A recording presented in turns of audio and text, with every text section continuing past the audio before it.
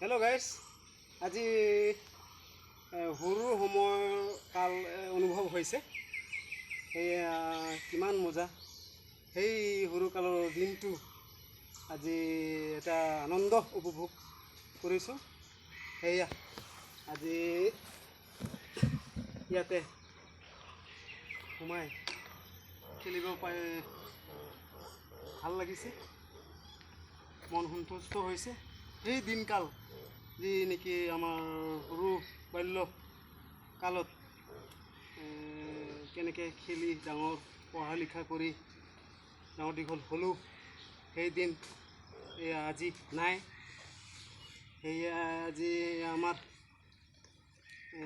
দুজনমান খেলি আছিল। এই খেলা দেখি ময়ো চালোঁহি,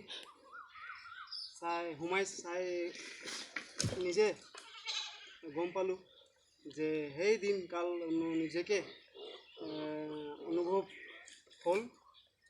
সেয়া